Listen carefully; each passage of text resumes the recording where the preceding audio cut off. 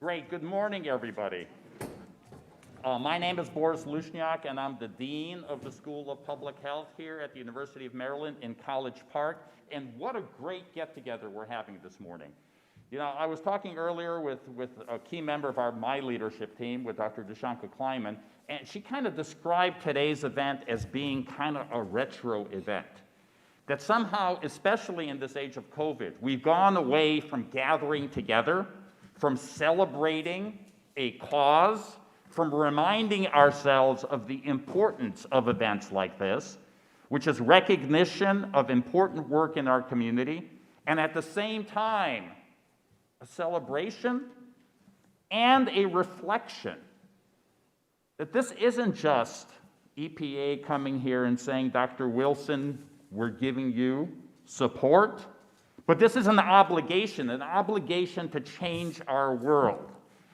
So as Dean, I'm proud to host this event today to highlight the work of Dr. Jacoby Wilson and the Community Engagement, Environmental Justice, and Health team. And the key feature of this is it's a team. We're an academic institution. And part of academia is what? Is to make sure that we have that next generation of environmental justice leaders that are being prepared within our midst.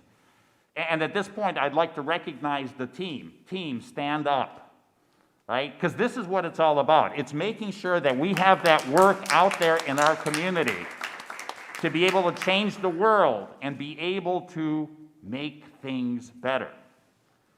Certainly, the expanding the Maryland Environmental Justice Screening Tool for rural and child health is a key component of all this. And we thank EPA and the partnership that we are now evolving into. This tool has the potential to be expanded and applied to other states. So we here in Maryland are very proud that this work is being conducted here. But in essence, it can serve as a model for the rest of the nation, and I dare say for the globe.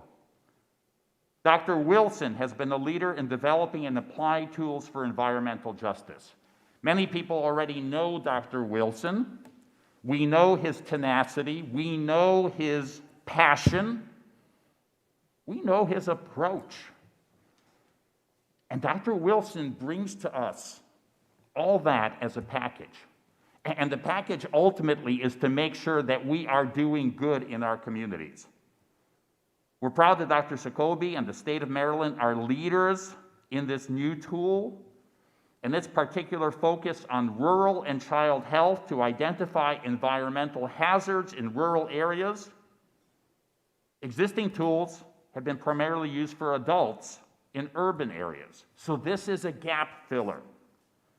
We have multiple guests here. On behalf of the University of Maryland, as the Dean of the School of Public Health, I'd like to welcome Adam Ortiz, the Regional Administrator for EPA Region 3, who's here with us. He just started his job just a few days ago. So this is his first public appearance as far as we know. We are blessed to have you here, sir. Chad Nitsch, who's the Director, Office of Public Affairs, who worked hard with Kelly Blake and our team from the University of Maryland to put this all together. Thank you for doing that. Samantha Beers, who will be taken over here as MC shortly. Gail Scott, Stephanie Branch with the EPA. We're also blessed here to have Secretary Ben Grumbles, Maryland Secretary of the Environment, who will be speaking shortly and welcome you as well. We have Paul Penske, who's the Maryland Senator from District 22, Prince George's County. Thank you so much, Senator, for being here. And we have representatives, Kenny Simmons on behalf of the U.S. Senator Van Holland of Maryland, and Jared Hawkins is here on behalf of the U.S. Senator Ben Cardin of Maryland. So, what a great gathering. Yes, we're masked. Yes, it was a little inconvenient. Yes, it's cold out. But we're here for an important cause and an important recognition. To this point, there have been words. The burden on this young team and Dr. Wilson himself is that ultimately the words end and the work begins. Good luck on this incredible mission. Thank you so much for being here. I'd like to introduce now Secretary Ben Grumbles from the Maryland Secretary of the Environment. Ben, please say a few words. Thank you. Thank you.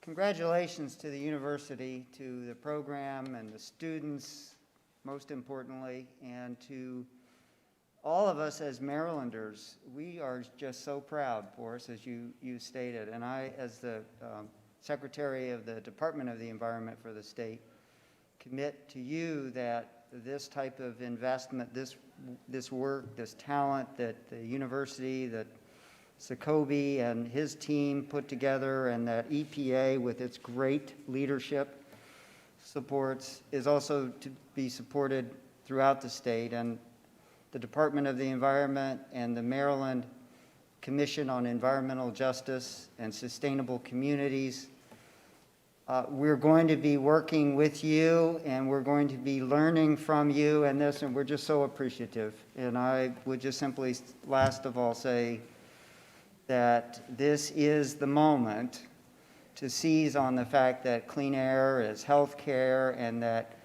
climate justice and environmental justice also includes rural justice. That's such a big component of our discussions throughout our very diverse state. So this is excellent news, and we're just so appreciative and thankful to share in the celebration and get to work. So thank you very much.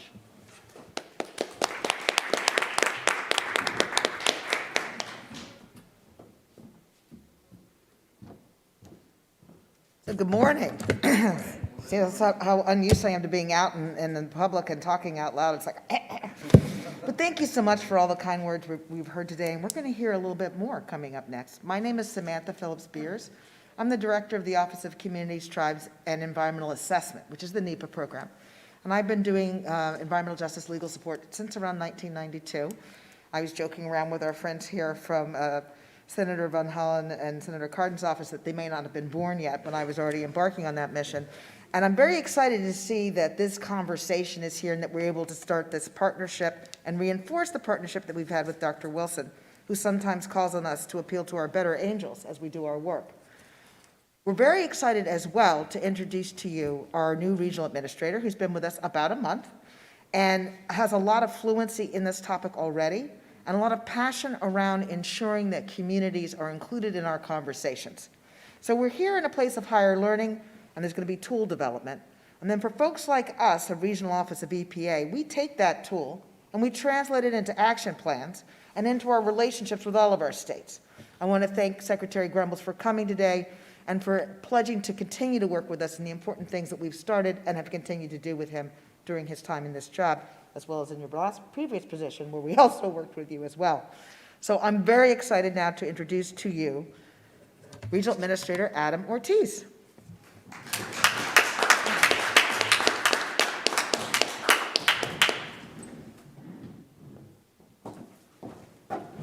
Good morning. Good morning.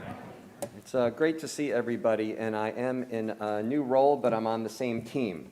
No stranger to everybody here, and you're no stranger to me. And incidentally, I met Samantha maybe 5 years ago, and I mentioned this to her on my first day on the job. I was like, we've met before, Samantha, and I still have your business card from an environmental justice conference that Dr. Jacoby Wilson hosted at the University of Maryland many years ago, the very first one. So I remembered Samantha, and everybody on this team is remarkable. I was the head of Prince George's County's environmental department some time ago, and in the first month of the Hogan administration, Secretary Grumbles reached out to me and came to visit me in my office, unstaffed, just one-on-one, and he was like, well, what are you guys concerned about? And I said this and that and this and that.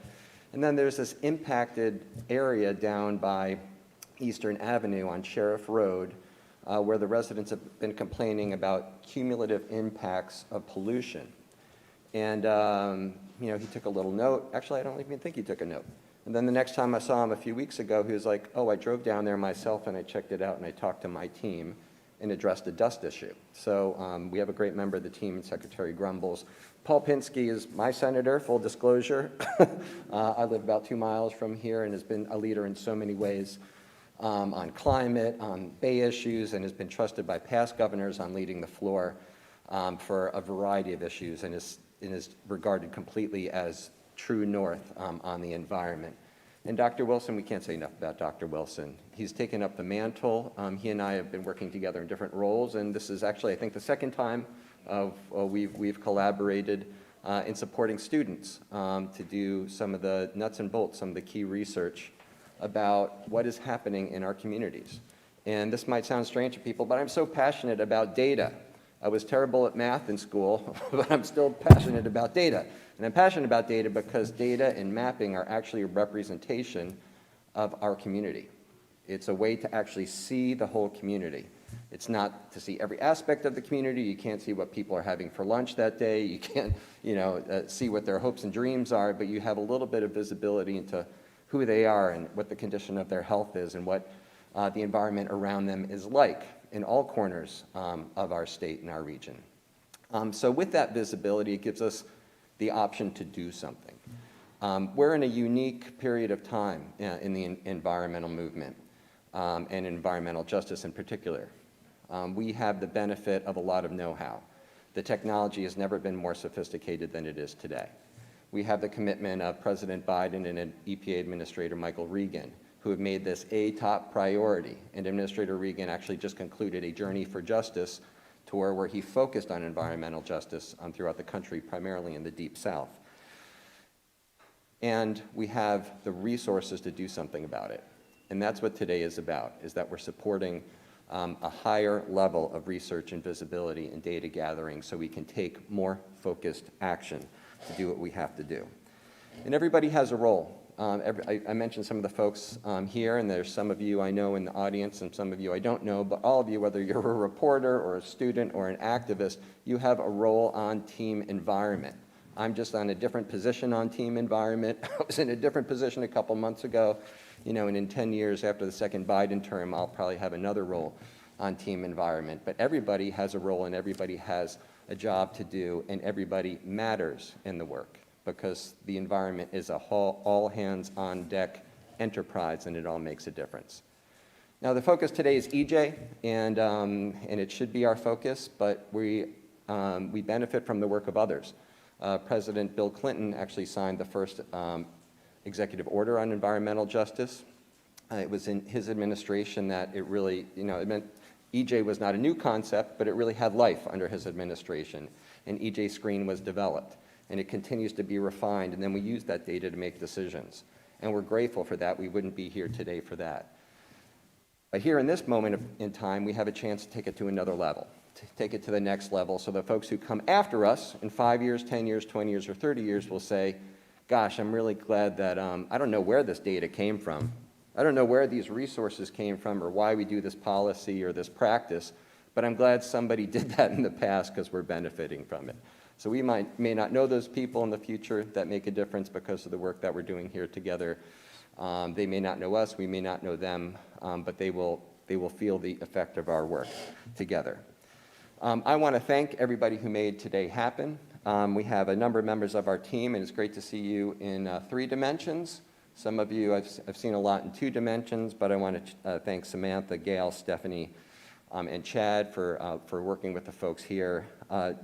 Dean, I want to thank you for hosting us and for supporting the School of Public Health and all the work of Dr. Wilson. We're not just here for one grant to do a deeper dive, but we're here for the long haul, and we're going to continue to be your partner as we move forward together. So I want to end where I started, just with gratitude and thanks for all of us coming together. Also see Jared, great to see you, Jared, longtime friend. Kenny, I don't know you yet, but I know some of your colleagues, and I appreciate all the work and support in Senator Van Hollen's effort, and that we're here as partners for you working together. Thank you again for having us, and I look forward to working with you more.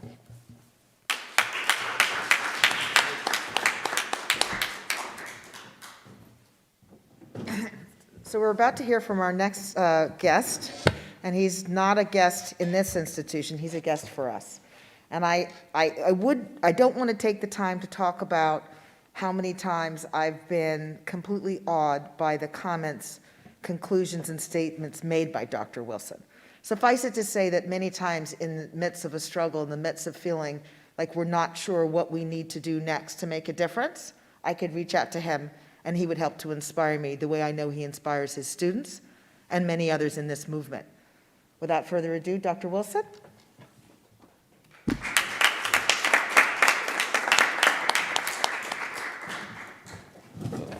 Good morning, everyone. Good morning. I too am very uncomfortable out of my hobbit, because I haven't been leaving my house at all. So seeing my team, this is my first time seeing my team in person in over a year. Hello again. So let me find this. I want to just get this tool up real quick. So thank you for those kind words, Samantha, and I really appreciate the opportunity to speak to everyone. Congratulations again to our new administrator, Region 3 administrator, and thank you to the Dean, School of Public Health, the team again, thank you. Thanks to all the staff that are here, and I'll also thank you to the members of the Mid-Atlantic Environmental Justice Coalition. So the reason why we're here, as Region 3 Administrator Adam Ortiz just said, it's just not about one grant, it's about a movement, and how we really use data and tools to help address environmental justice issues. For me, when you think about environmental justice, I always talk about how Dr. King is the grandfather of the environmental justice movement. If you think about the work of folks in Chicago, when it comes to the mother of environmental justice, think about the work of folks down in Cancer Alley in Mossville. As we just said, the administrator is doing that journey. He went to Houston and saw the folks that are dealing with creosote. It was the 5th Ward, right, in Houston, right? You got a creosote plume cancer cluster. They also have they're in the Houston Ship Channel, right? So you have some of the most toxic environments people have been exposed to every day. So they're dealing with toxic trauma, right? And so how do we use data and tools to empower people? When I talk about empower, and my team knows I'm talking about empowerment. Not with an EM, y'all, with an IN. How do we empower folks with science and tools for action and social change? That's why we're here. That's why we're here. Now, these screening tools are important because they can help us identify those communities with most need. Those communities that have been used as sacrifice zones. Our tool was initially funded by the Town Creek Foundation. It was actually a tool we leveraged funding from Town Creek Foundation, and it was built by the National Center for Smart Growth, okay? And then additional iterations of tool have been funded actually by the Department of Natural Resources. So I really want to thank DNR for that support up to this point on our tool. And so what we've been able to do is to build a tool that is high level, that is rigorous, that follows sort of the framework of other tools, and the tool is on the screen. But the oldest screening tool at the state level in the country is Cal Environmental Screen. So we use the Cal Environmental Screen approach to looking at environmental justice issues. But we have other states around the country that are also building tools. New York has a tool called New York EJ Screen. Michigan is coming up with their own tool. North Carolina is building their own tool. New Jersey has a community mapping tool. Wisconsin came out with a tool 3 weeks ago. Washington State has a mapping tool. So you see states across the country developing these screening tools because they're important to identify communities with EJ issues. We also have a national effort. Region 3 Administrator Adam Ortiz mentioned Executive Order 12898. We have another executive order, 14008. President Biden's executive order on climate change, where part of that executive order talks about, it has 4 components. The White House Environmental Justice Advisory Council. It has a component on Interagency Council on Environmental Justice across the federal family. It also has a component about creating a new national climate and economic screening tool. So our work here in the state of Maryland is connected to that larger work. It also has something called Justice 40. As part of the Justice 40 initiative, as we move away from dirty fossil fuels to a clean energy economy, 40% of those benefits should go to disadvantaged communities. So screening tools will allow us to identify communities with the most need and make sure the dollars go to those communities, whether it be the infrastructure bill that just passed, whether it be Build Back Better, making sure that we're building those communities back better, okay? Now, getting back to the resources that Region 3 just provided to us, our tool has some gaps in it, as was mentioned. It's very urban-centric. And so in the state of Maryland, We are diverse geographically. We have Western Maryland with traditional oil and gas wells and things that are not being captured in the tool.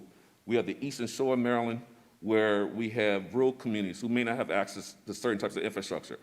They may be on well water and septic tanks, right? They may have agricultural impacts.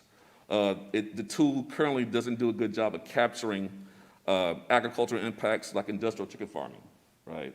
So we want to improve the tool to make sure it captures those rural issues.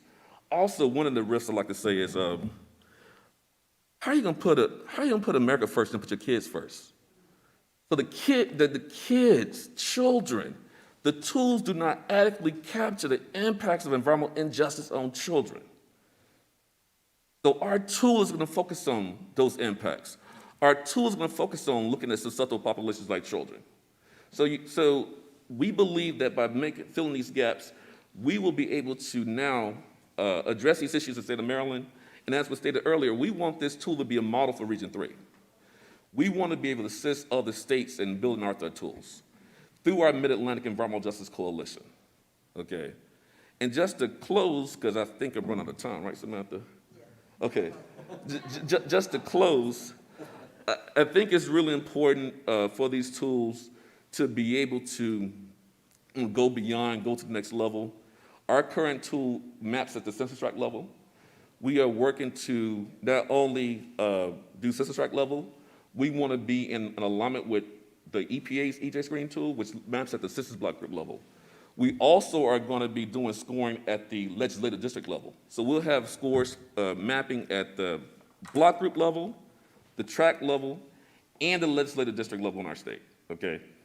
We also are going to add penalty data from ECOS. We're going to add segregation data. We're working to add water quality indicators.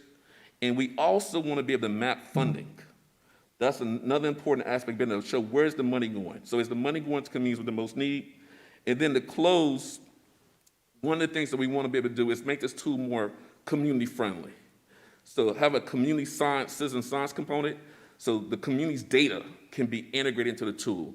So as again, we can achieve that goal of empowerment science and liberating communities from toxic trauma and dealing with environmental injustice. So thank you, and I will pass the mic back to Samantha.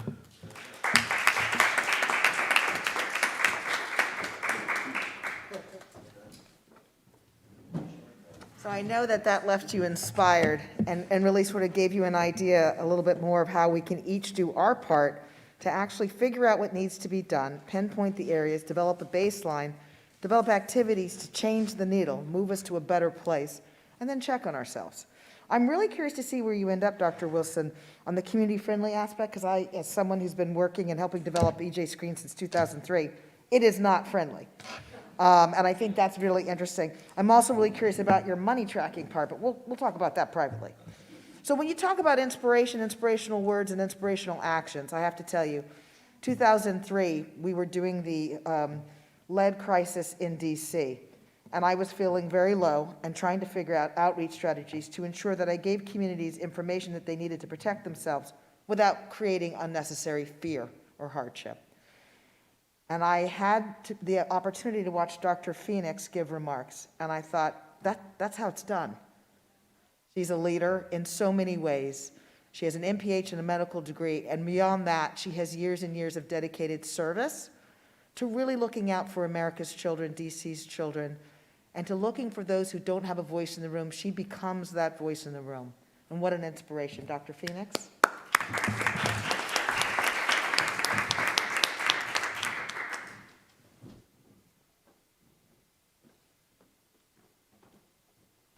Thank you so much, Samantha, for those kind words of introduction.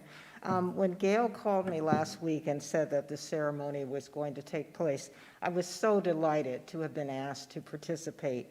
I'm just going to spend a few minutes sharing my experience with Dr. Jacoby Wilson.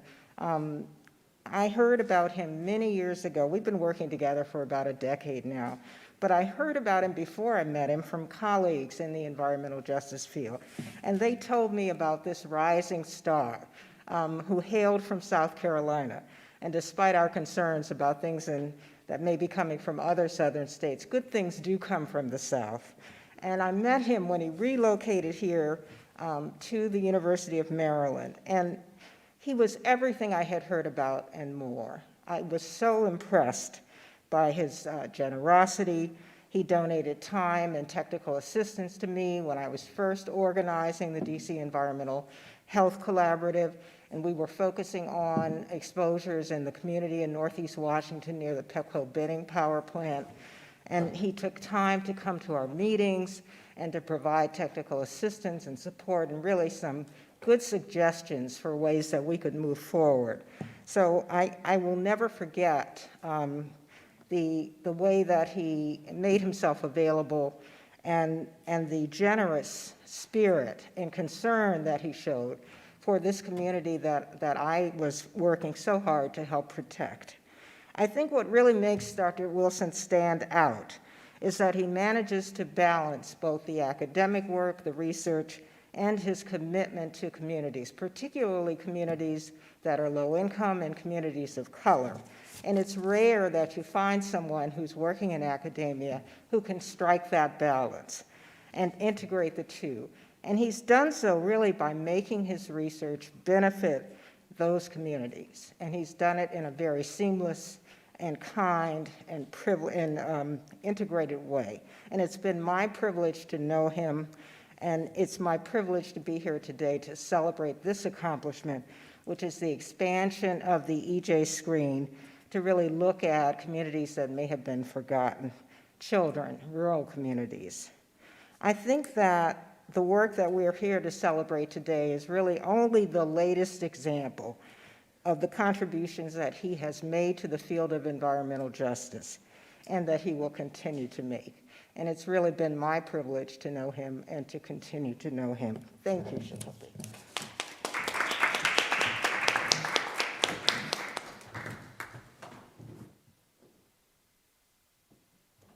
Thank you so much, Dr. Phoenix. It's my pleasure to introduce you to Senator Paul Penske. He served since 1994. He's the chair of the Education, Health, and Environmental Affairs Committee and a longtime leader on important issues like this. Now, folks always say, think globally, act locally. And with us today, we have someone who embodies that principle and has done it steadfastly with an intense opportunity to ensure that folks are involved and that folks are protected. I look forward to hearing his words and hearing a little bit more about him. Thank you so much, Senator Penske.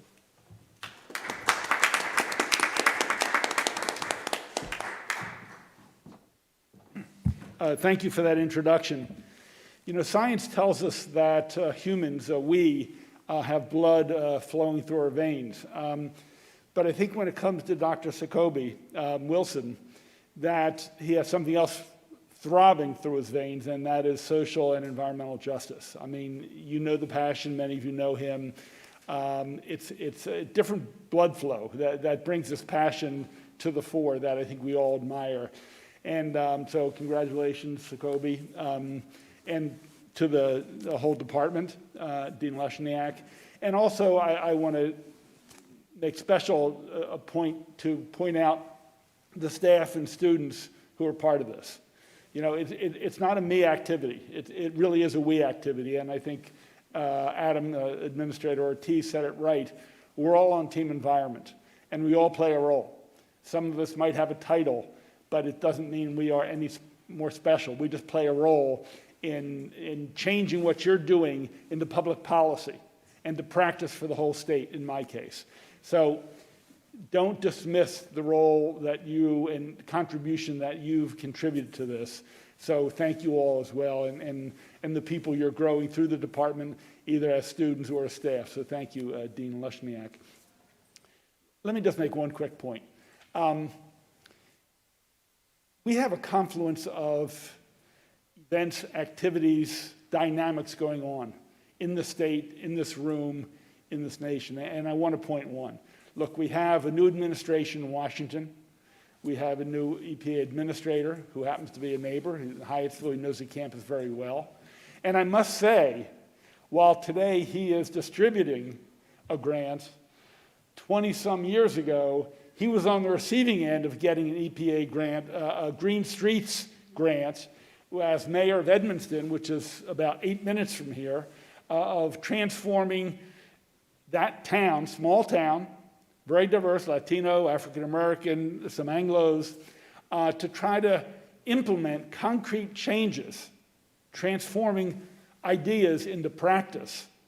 And he was on the receiving end of getting a grant, and now he's in a position, partly because of what he did in implementing in his earlier life, that he actually is giving out grants today. So we have an administration that's on board with these kind of reforms.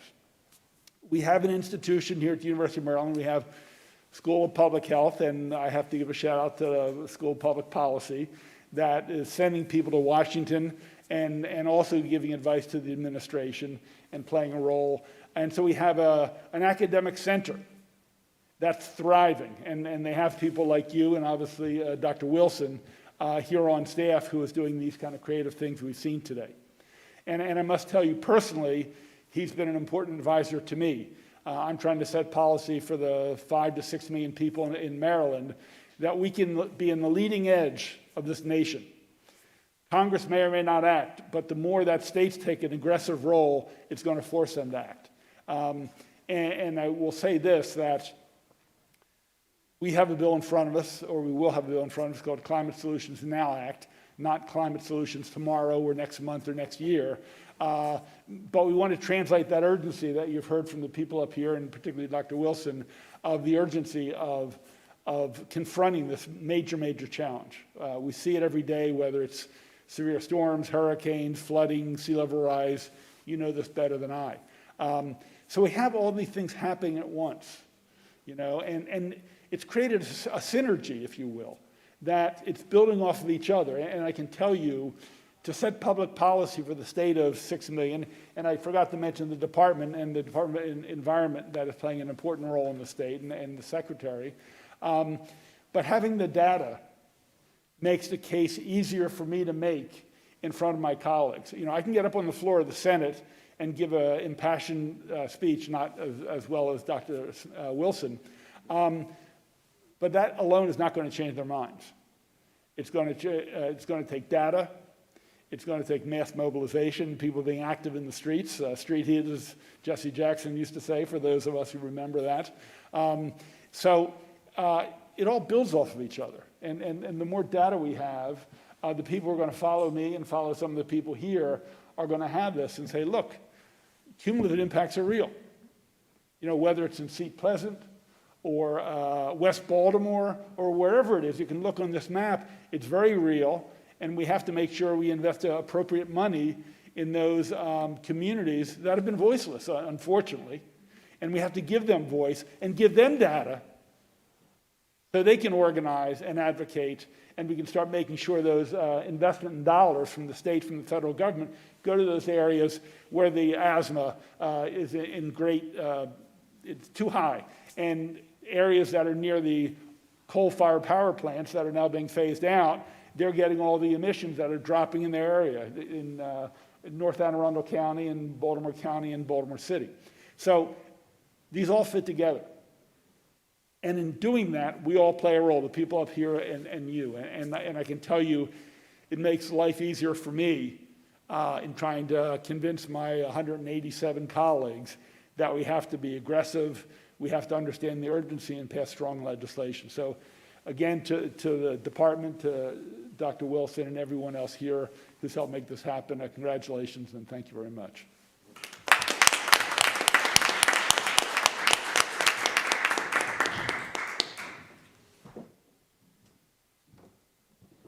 Thank you so much. That's really very helpful. I think everybody's been able to give remarks that make us really focus on why we're here and our expectations to work together to have results that will allow us to better protect public health and the environment for all of our citizens. I'm now going to introduce you to Chad Neach. Chad is going to run the question and answer portion of our morning. Chad?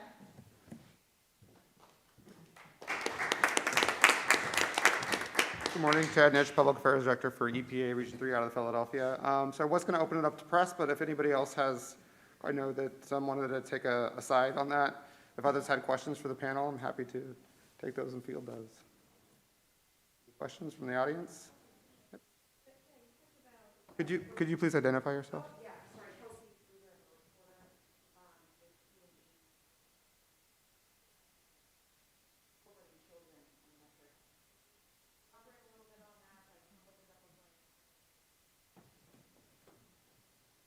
Yeah, so right now, in most of the screening tools, the only child-related indicator is the age of children. So there's nothing related to their economic status, there's nothing related to their health status. So we want to try to get those other, there's nothing related to their educational outcomes as well, because there's a lot of data linking exposure to chemical stressors like lead and other stressors to the cognitive function, and that translates to IQ deficits and also poor educational outcomes. So we want to be able to capture those indicators. So you have socioeconomic indicators related to children, health indicators related to children, and also educational outcome indicators related to children, which will be really useful if we want to target certain types of programs that would benefit kids, particularly kids who are both vulnerable and susceptible. Children by themselves are susceptible because of their small, immune system still developing. The inhalation rate per kilogram body weight, as Senator Penske mentioned, they're near a lot of traffic pollution. They get exposed to asthma, but it also relates to vulnerability, which is extrinsic. They may be in socioeconomic conditions that put them at higher risk. They may be in conditions, may be exposed to more heat stressors because of housing quality, right? So we want to capture all that in the tool to really be able to zoom in on those most vulnerable and most susceptible children. And as was stated by Senator Penske and others, bring in interventions and solutions to improve the health and outcomes of those children, particularly children of color who tend to be in these situations more than other children. Just to add a note to that, one of the things that Legal Mr. Ortiz said to us when we first met, said to me, well, you're managing the children's health program. I want us to have the best children's health program in the country. Well, how do you think I'm going to get there? I'm going to get there with the type of data that Dr. Wilson is going to pull and his team for me. So the better that I can do in understanding the risks that our children are in, the better I can develop activities to help alleviate and remediate those issues. And work collaboratively, obviously, with Secretary Grumbles as we begin to address these issues in a way that really moves the needle for Maryland's children. But it's very difficult to do without the data, because children are not just small people. As you heard from Dr. Wilson, they have their own intrinsic issues, burdens, and concerns. So I'm very much looking forward to this stage. Thank you, Kelsey. Yes? I'm Elizabeth, reporter with Maryland Matters. I would like you to go into more detail on what the EPA screen mapper was used before this grant and what enhancements this grant would do for this map. Yeah, that's a really good question. And nice to meet you, finally. We talked a lot on the Zoom and the WebEx and the Blue Jeans and all those other things. Yeah, I mean, the tool's been around for 5 years, but I would say that, as it relates to educational sort of use, it's been used for that and organizing. But I can't really answer the question, well, how well the tool's been used by agencies to this point. I know we've done some demos of the tool to the Maryland EJ Commission, and we've had, discussions about cumulative impacts and actually, this tool in many ways was inspired by the fact that, as Region 3 Administrator, as Administrator Ortiz has mentioned, there's a whole issue around cumulative impacts in Sheriff Road. There's a bill in 2014. There was another bill in 2015 that got revised as a bill in 2016 called the Reduce Act, Reducing Environmental Degradation and Underserved Communities Through Engagement. I named it, so I remember the acronym. It was all about cumulative impacts. And those bills really inspired this tool. But I think to this point, I'm not sure how much it's being used, but I will say that it's an opportunity because it's collaboration with Region 3 Administrator and with Secretary Grumbles for us to use the tool more, and also for other state agencies to use the tool. And even when it comes to the comptroller can use the tool. The Attorney General, I think, should be using the tool because you think about environmental justice, that's a Title VI component too. And with President Biden's executive orders on racial equity, was it 13990, 13985? 985?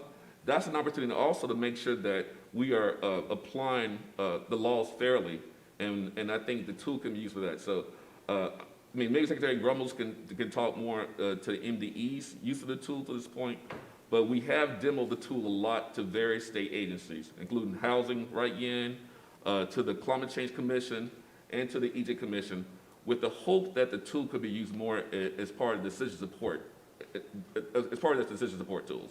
And then you asked, what's your second question? I was a little long-winded in the first part of the question, sorry. Yeah, so right now the tool is very urban-centric. So when we look at the rural indicators, we'll have rural socioeconomic indicators that will be included. We have rural indicators around agricultural use, so manure, pesticides, also a lot on industrial animal operations. That's a big impact for those in the Eastern Shore. We're going to also try to bring in more nutrients-related data too, nitrate data, and then data on infrastructure. EPA now has a national private well mapper, and they also have an underground storage tank mapper. So we're going to integrate the private wells, because that's a physical vulnerability if you live near agricultural operations, runoff, and also with climate change, their water quality will be at risk due to climate-related impacts. And so, let me just summarize again, sorry. Rural indicators are going to be the socioeconomic, infrastructure, and agricultural practices. I'll just simply say, so the state, there are a lot of agencies that benefit by improved tools and mapping and screening, and Department of Natural Resources certainly stepped up on that front, and access to parks and recreational areas for communities of color that don't have access. But for us at the Department of the Environment, we benefit by partnering with the university and other academic powerhouses.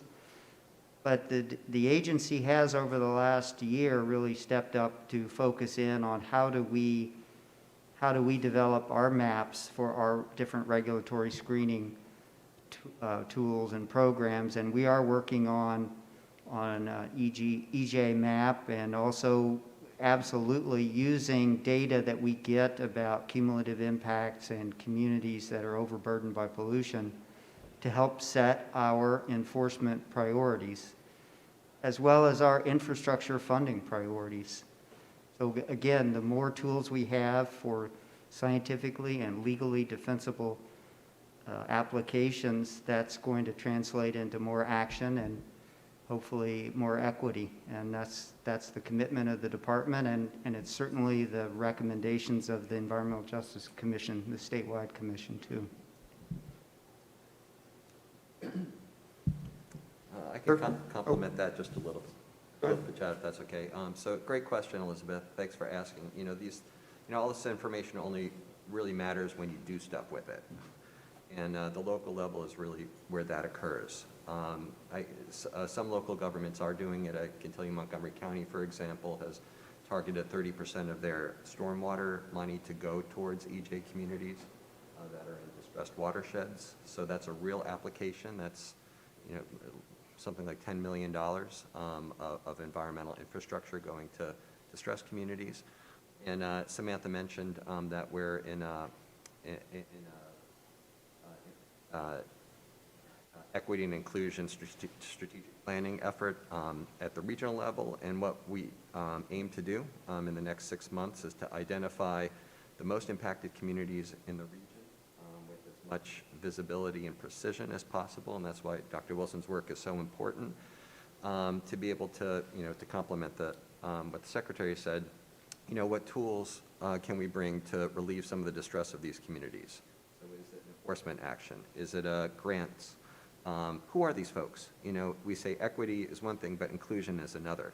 Inclusion requires experiences like this, going to where people are, talking to them at the table, hearing about what the local concerns and impacts are.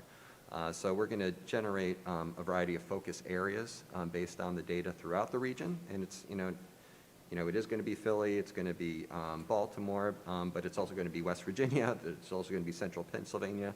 There's distressed communities throughout the region. We're going to share that information with the states and with local governments as well, and work together, again, on team environment to try to make real impacts in the places that need it. And just one more quick add. I didn't look at Vivek and Waukeria specifically, but as I mentioned before, we do have a Mid-Atlantic Environmental Justice Coalition. We have a Maryland EJ Coalition as part of that coalition.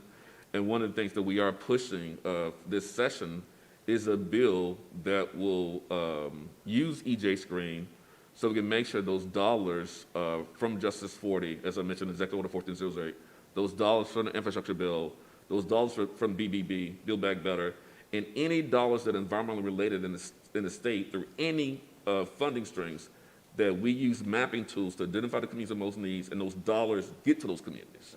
So that's the bill that we're working on this session. We hope to get support from Senator Penske and others. We talked to Delegate Rosenberg. We talked to a number of representatives about that legislation that we want to push this session.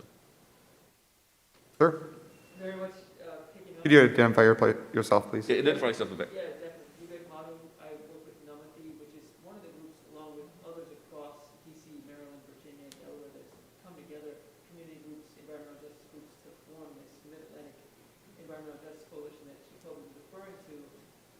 And I just had a couple questions. One, a follow-up for Secretary Brummel's, just wanted to understand the rationale for building a separate a new EJ mapping tool when we have Maryland EJ screen already. Well, I want to understand what the rationale for that was. And then just picking up on what Jacoby was saying, the Maryland table of this Mid-Atlantic Coalition, some of the priorities that have emerged, one, as Jacoby said, is ensuring that some of the new federal monies that are coming available actually get to disadvantaged communities. And then another one is stopping the subsidization of incineration biogas plants, which are actually big problems for EJ communities and heavily polluting, stopping the subsidization of those as renewable energy. So I just wanted to ask the administrator, secretary, and Senator Penske, what you see to be as sort of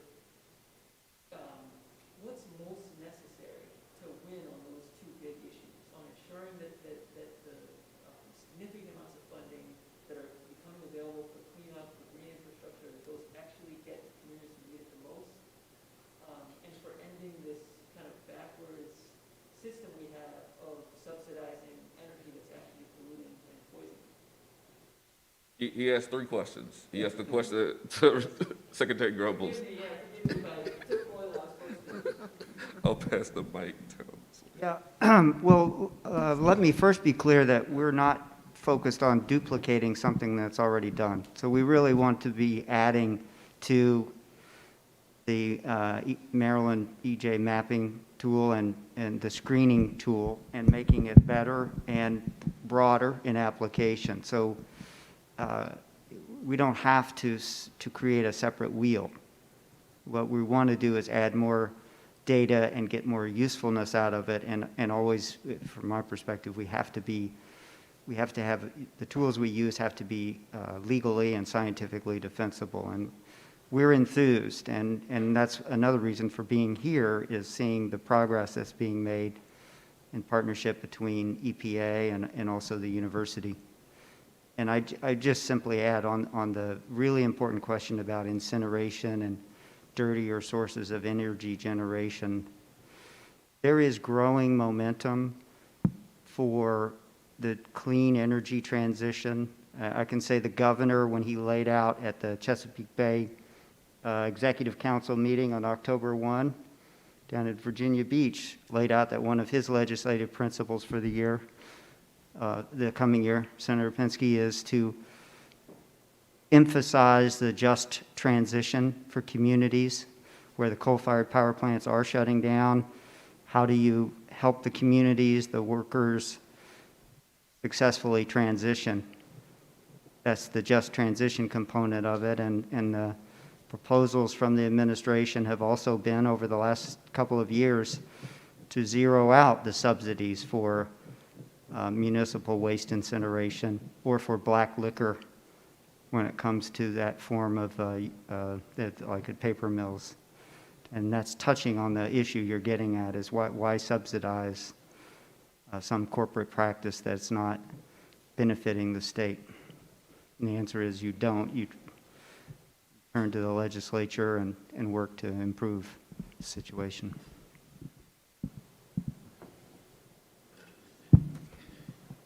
Just on the final point, I think we've seen over the last 2 years where politics gets in the way of science. We've seen it during the pandemic, and unfortunately, even setting public policy, science doesn't always win out. And so we have a number of things in what are called Tier 1, which should be clean energy, wind, solar, geothermal, turbines, all of and new technologies. There are a few in there that don't belong. were put in there, and I've been working with people to try to remove them, and hopefully the administration, the Hogan administration, will actively and aggressively work to join us in trying to remove those.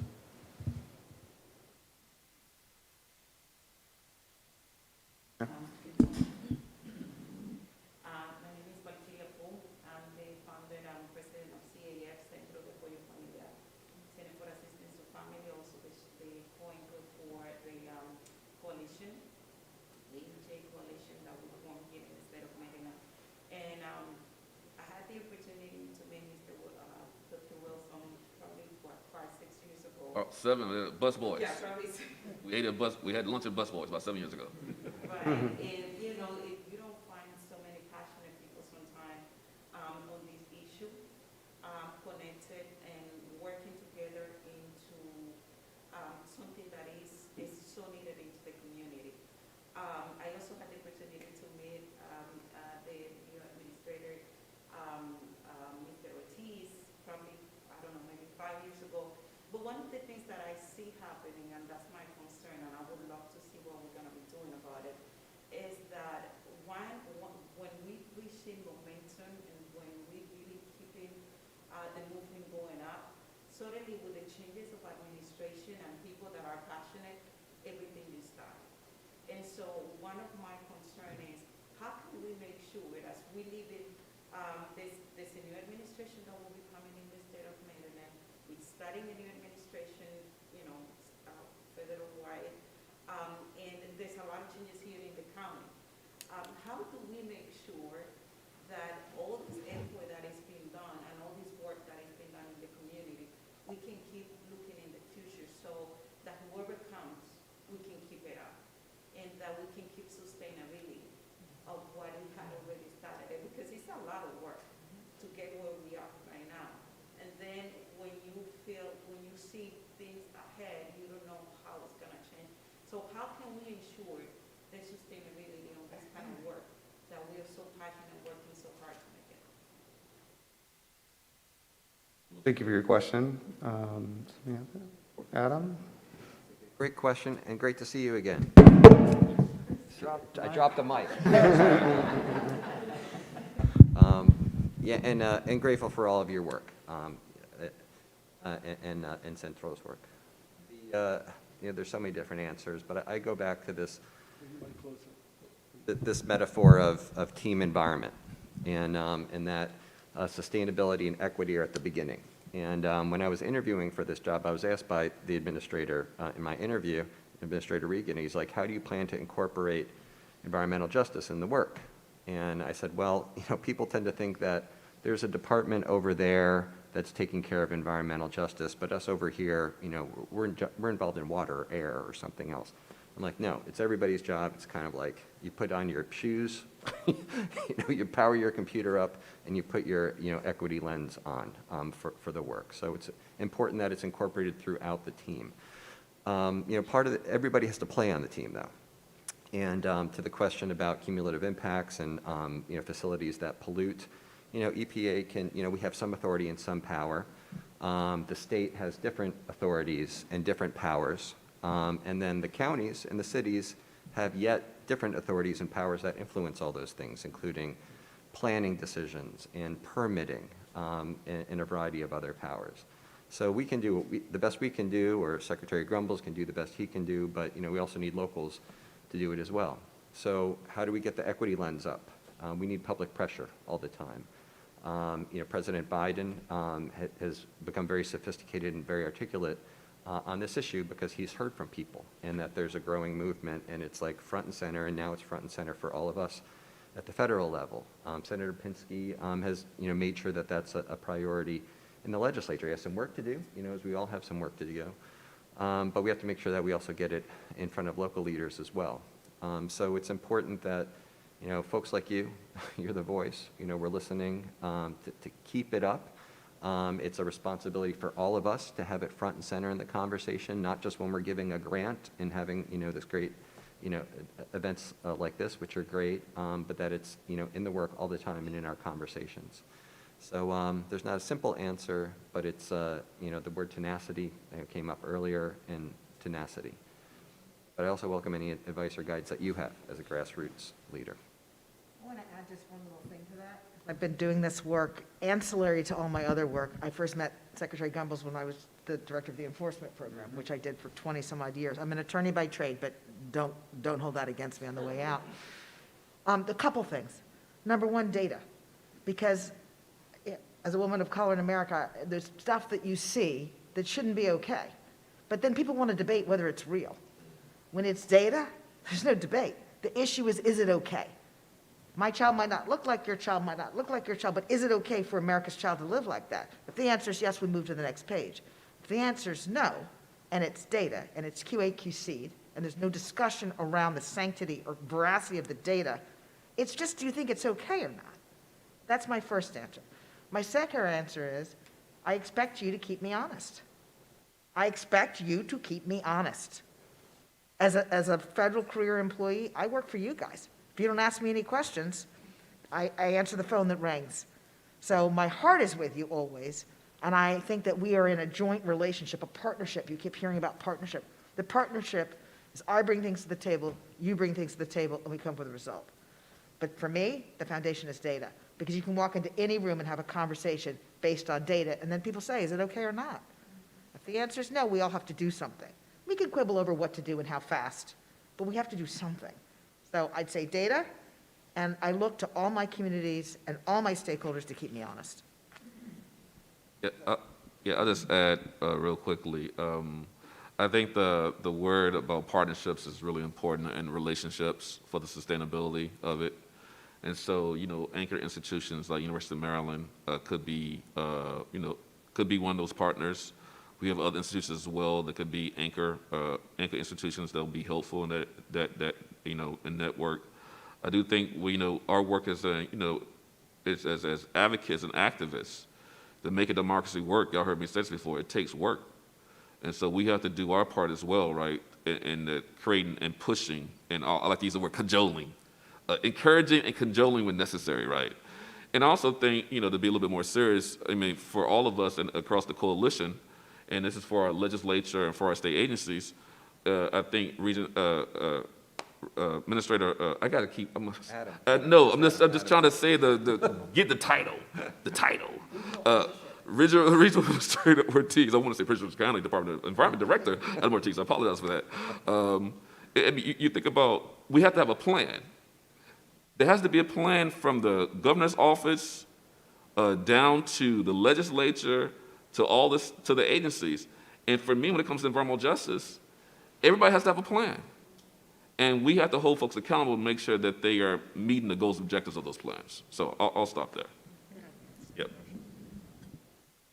I just wanted to add a point about messaging. As a physician, I often focus in my work on health disparities. And I think that it sends a subtle message that those who are most affected by a problem when compared with other populations, that the other populations are in a good place. And I think part of the key to sustainability is for us to change the message. Despite the fact that we're concerned about disparities and we're concerned about those who are most affected by poor environmental quality, none of us are doing well. All of us are being negatively impacted. And the investments that we make in ensuring that, communities of color, those who are most impacted by some of these environmental issues that we're concerned about, those investments will benefit all of us, and that we need to be improving environmental quality and community health for all. And that will keep us working together.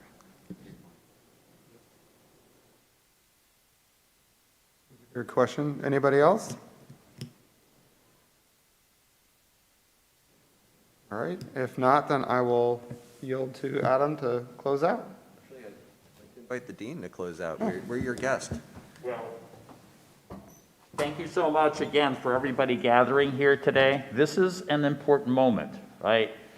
The ability for us to gather again, very critical in the midst of this COVID pandemic, a reflection on the sense that it's not just the COVID pandemic, right? The term that we're using at the School of Public Health is this is a series of syndemics going on simultaneously, right? There's the issue of violence, gun violence, racism, political upheaval, climate change, and yes, environmental justice.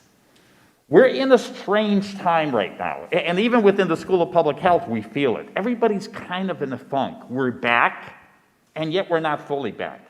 Let's learn our lessons from these past 2 years, right? There's no going back to a normal, and I think that's a key way to finish off today. It's not that we're going back to where we once were. We need to build, we need to be better, we need to fill the gaps. So thank you to our panelists, to the guests here today. Thank you for everybody gathering here. Let's begin filling those gaps through working together and through the energy in this mask-filled room. Thank you.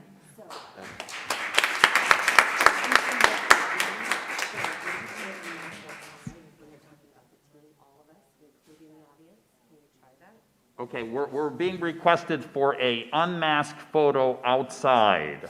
Is that right? And to capture the we. So this includes everybody in the room. If you don't mind going out, it is a matter of us showing to the world who's here, right? So if you can, let's head outside.